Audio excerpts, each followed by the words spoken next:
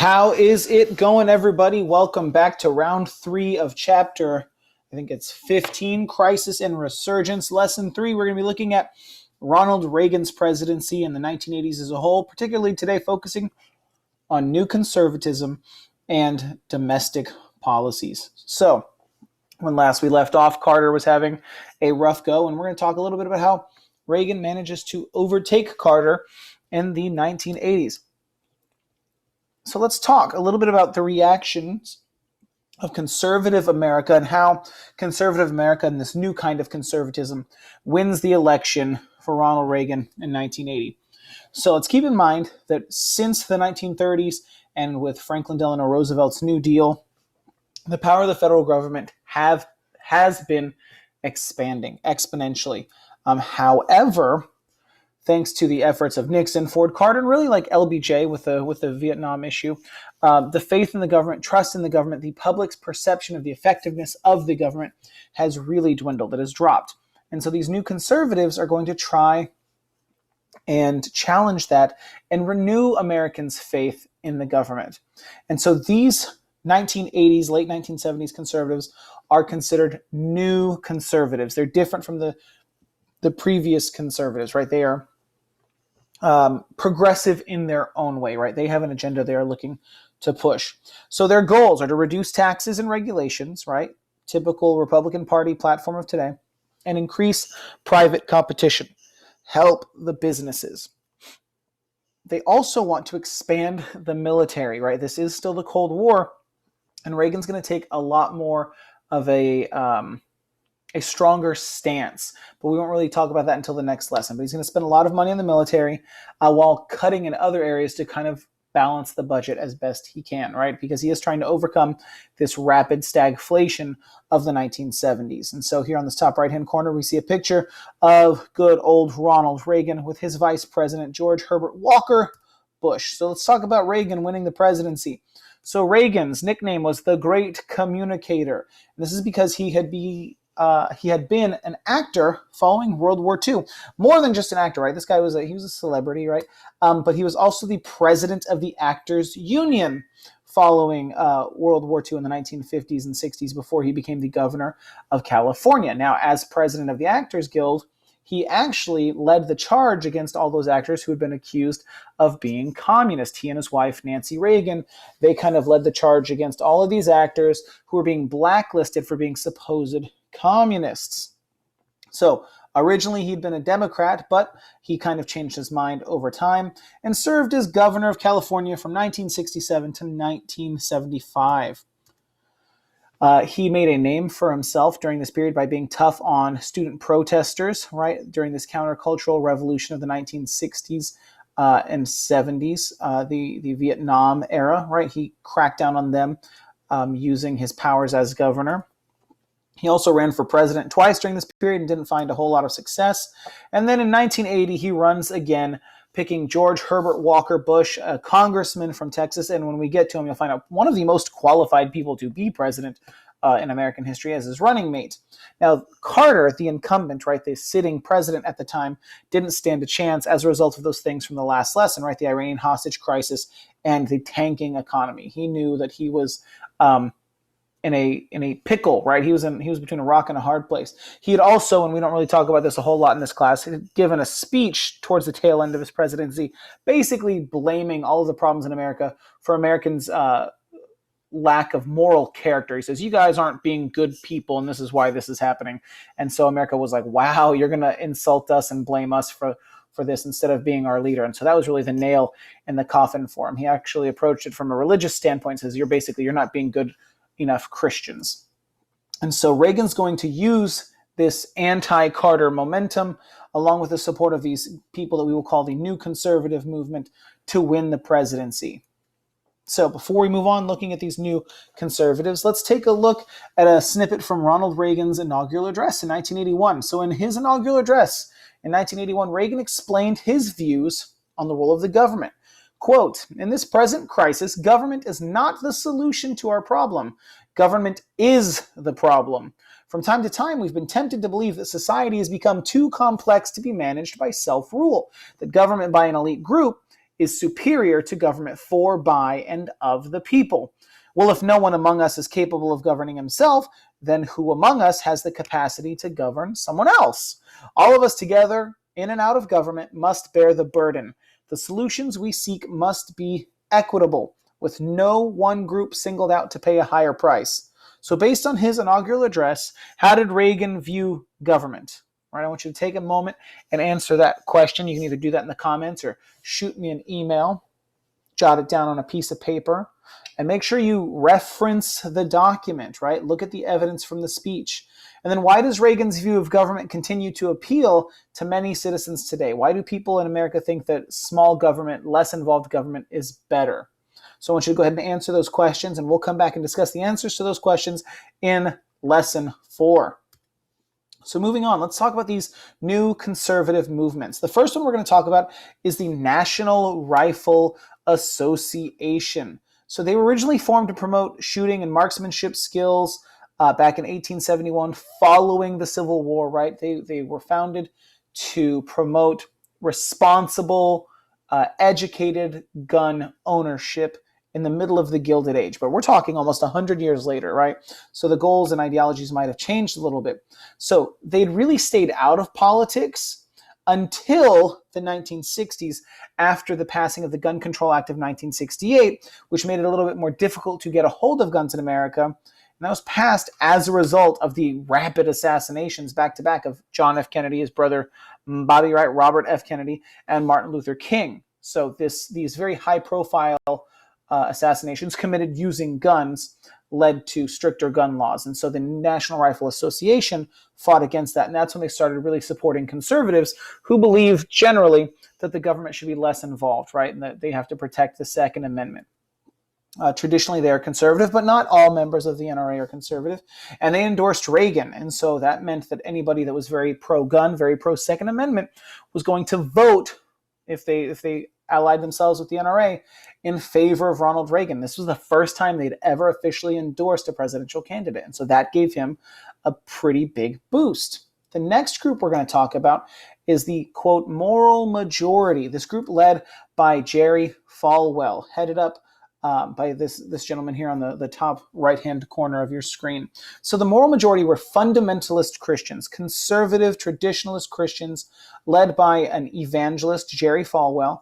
This was founded in 1979, right, just before Reagan is running for president. So they believed in an absolute strict traditionalist interpretation of the Bible, very conservative, very anti-communist, because remember, in the 1980s, 70s, 60s, 50s, that communism is almost synonymous with atheism, right? You're supposed to worship the state. And so they were opposed to the Equal Rights Amendment we talked about previously, along with Phyllis Schlafly, right? They believed that women were to be protected, that was the good traditional Christian thing to do. Then, after Ronald Reagan has served his 2 terms and ends up leaving office, they dissolve. They help him get elected twice, and they use all kinds of rallies, and they have phone banks where they're calling people. And Falwell's, out on TV, and he's preaching to people. And it was the first time where we saw a major religious movement gain political traction and become a major force in the political arena. And that's something that's really kind of common today, right? We don't see as much separation between that idea of church and state, at least in the public arena, right? We see it on TV quite often, but that was a new concept at the time. All right, now let's talk about the Heritage Foundation. Heritage Foundation still exists today. So it is a think tank, meaning it's a bunch of people who are hired to come and think about things, come up with plans, come up with ideas, theories, write legislation, and do everything they can to support their ideology, right? Talk to politicians, they're lobbyists. So they're based out of Washington, D.C., and they were constantly essentially whispering in the ear of Ronald Reagan. So they promoted conservative policies like free enterprise, meaning you can do what you want, buy what you want, sell what you want, run your business as you please. A small and limited government, individual freedoms, as long as those freedoms align with traditional values, traditional conservative Christian values, and strong national defense, right? Isolationist, we don't want to deal with people from other countries. And so this becomes the backbone for other conservative lobbyist groups going forward that will have a big influence in the election in like 2000, for example. All right, finally, let's wrap up by talking about Reagan's domestic policies. So Reagan believed that individuals and businesses could solve this economic problem of stagflation better than the government could. Historically, we've seen that that doesn't work, right? In the 1920s, 1930s, when the government was very laissez-faire, very hands-off, that led to the Great Depression. We see that idea of trickle-down economics that we're going to talk about didn't work in the 20s.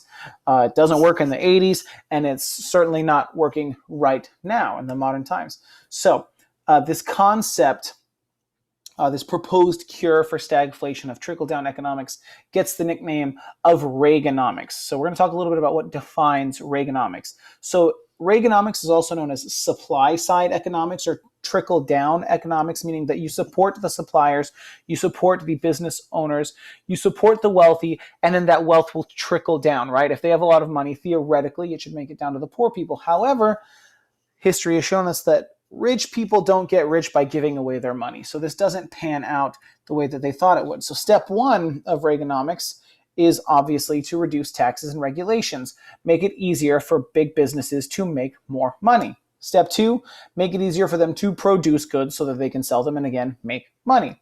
Step three, more goods means lower prices, right? If you can produce more of something, you can sell it at a lower price if you can sell those goods and continue to make a profit, which means that there would theoretically be no more inflation and higher employment because businesses would have more money to spend. They should theoretically be using that money to hire more people to meet the increased demand, which means more money in more pockets, and then those people spend money, which means there's more demand, and the economy finally stabilizes. However, right, we already discussed this, those businesses don't have to do that, right? They are looking out for, one, their stockholders, right, the people that have invested in them, and for their bottom line. They're looking to take care of the rich. So on top of that, right, that's just part one, supply side economics. The other half of Reaganomics is tax cuts, right, particularly for big businesses and the wealthy, again, contributing to that supply side economic theory. Deregulation, making it easier for businesses to do what they want without having so many rules and as much red tape in the way. And spending on the military so that we can essentially engage in places and spread our influence and also theoretically minimize war, right? The best offense is a good offense. Nobody wants to fight you when you've got all the guns. And we also started tapping into places for oil that we hadn't before, like Alaska and the North Sea, to kind of combat that power that OPEC had over us. And so as a result, given enough time, Reaganomics did start working, but there's really more to it, right? There's things happening in the background, particularly the rise of technology. These new technological corporations are coming up and they are making things cheaper and they are producing more. And that's really the root cause of what is solving the economic woes of the 1980s. All right, moving on, let's talk about the debt and the deficit. The federal deficit is any amount spent beyond what is collected in taxes. So how deeply in debt we are. So Reagan said, look, we're going to get out of debt. We're going to get back to zero. We're going to spend less than we're making. Unfortunately, his commitment to increasing military spending actually doubled the deficit. So now we were twice as in debt as we had been before. At the same time, Americans in general, and I don't just mean you and I, but businesses in the country as a whole, were buying more than we were selling overseas. We're buying cheap goods from overseas and we're not exporting enough goods. We're exporting ideas, but we're not exporting goods, right? This is really going to rear its head in the 1990s when we talk about technology. So we're losing jobs, people don't have disposable income, and so this attempt to fix things with Reaganomics is really kind of sputtering out. In regards to immigration, in 1986, right, smack dab in the middle of his 2 terms, they passed the Mazzoli-Simpson Act, which is honestly one of the better things that the federal government has done regarding undocumented persons. It legalized all illegal aliens who'd lived in the U.S. since 1981. So if you've been in the United States for 5 years and you're undocumented and you are, quote, an illegal, you just were made legal, right? You now were there and you're allowed. They don't have to prosecute you. So this frees up some money and energy.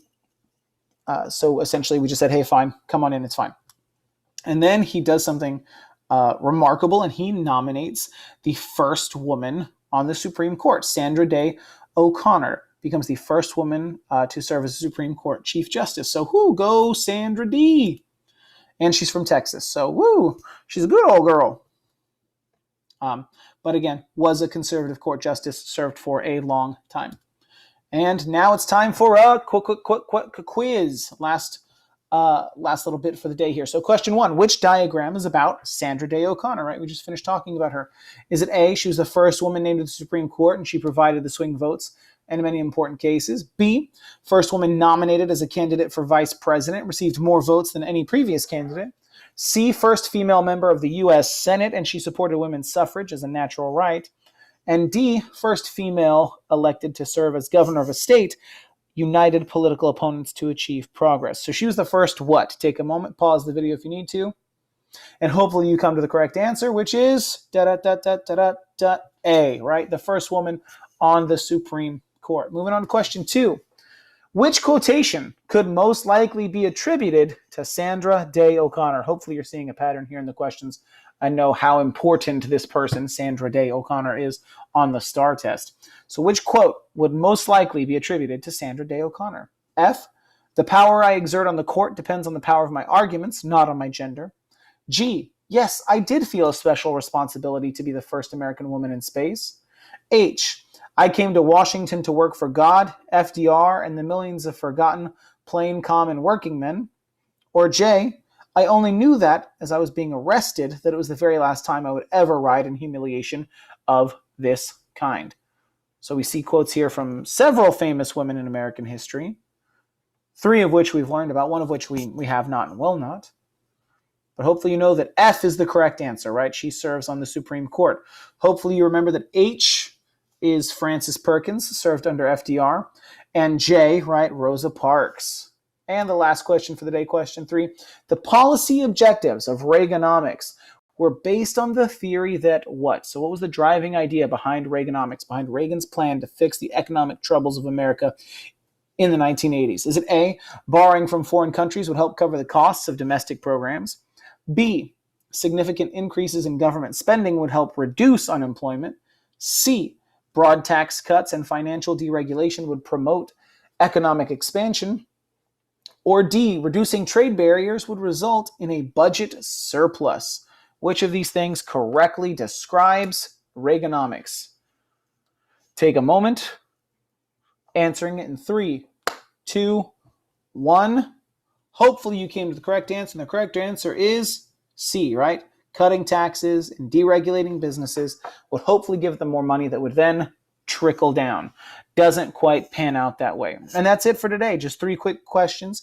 And tomorrow we'll be looking at lesson 4, talking about Reagan's foreign policy and the end of the Cold War, right? This thing that started in 1945.